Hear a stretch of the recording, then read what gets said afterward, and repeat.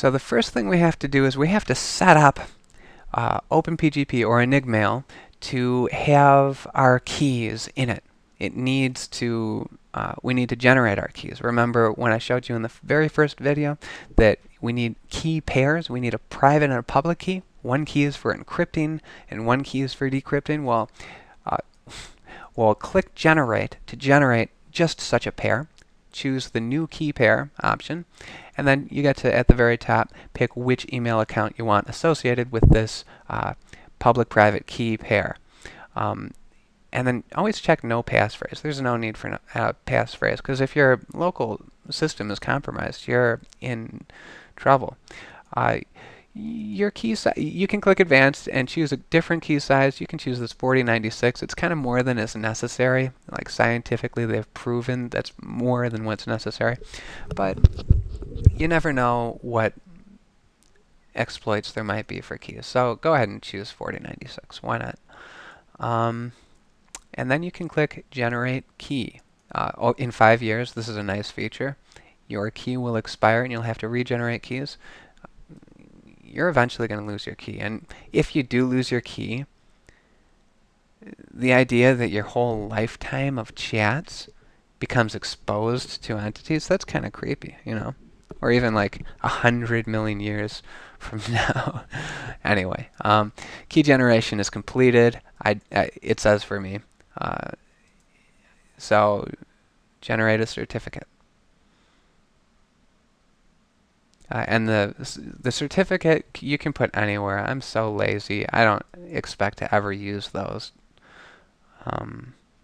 Especially since the keys will expire on their own in 5 years, but you can use those keys to render your public-private keys useless, so no one can sign things in your name, and no one can encrypt things and send them to you, I guess. That's what's going on. So now we've created our own key pair. We don't see anything in this window, but if we click this Display All Keys by Default checkbox, it'll show our own keys, okay? And here's our own key. We just generated it. We can actually have a look at the public half of the key. Remember, there's a public and a private component. Well, I just copied the public key to my clipboard, and I'll show you what it looks like. I'm going to go to Pastebin, and in a pinch, you can share your public key with someone else by just go to pastebin.com, scroll down here, click in the little entry window, paste your key, and that, first of all, that's what your key looks like. Oh gosh.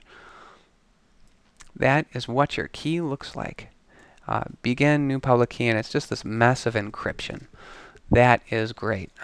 You can click Submit, and then when it comes time to share that key with someone, you can easily just tell them, well, here's the link, and paste it to them. Or if you choose the raw link, you can email that to them, and then they'll have your PGP. Okay, in a pinch, that works for sharing your key. But what I like to do is I like to actually upload public keys to the key server, and I just click OK. And that should just work. Sometimes it fails on me, and that's why I showed you that workaround, because you can always, oh, it worked. you can always show people your key. Okay, now from now on, another person can come along, go to the key server, and search for your key by putting in your email, if I'm not mistaken.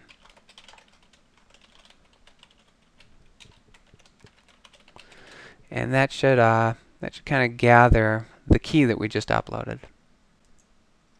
And you can actually see 2 keys. Our search resulted in 2 people's keys.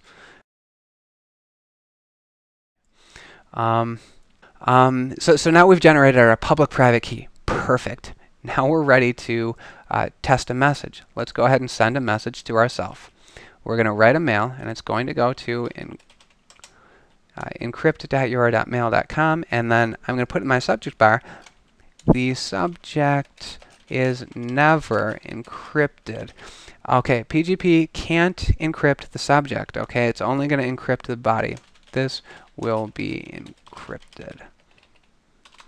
Okay, so the body will be encrypted. Now I move my mouse up here where it says Open PGP, and I have to manually choose to encrypt this message. And now it's going to be encrypted. Now I'm going to send it. and it's going to be giving me a warning that I don't understand. And then this is what it generates out of your email. It generated that mess of code, and then it sent it. Now we've received that message, and let's view it right here. Oh, did you see it down below?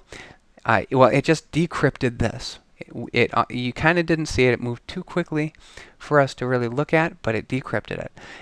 Okay, now let's prove that no one else was able to see that message that we just sent. So let's go to Gmail and we'll manually go to,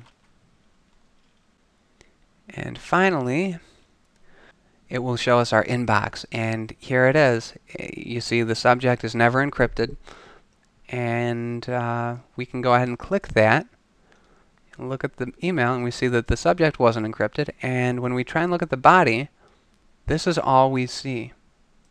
It's all we see. So it's completely encrypted. No one can make any sense out of that.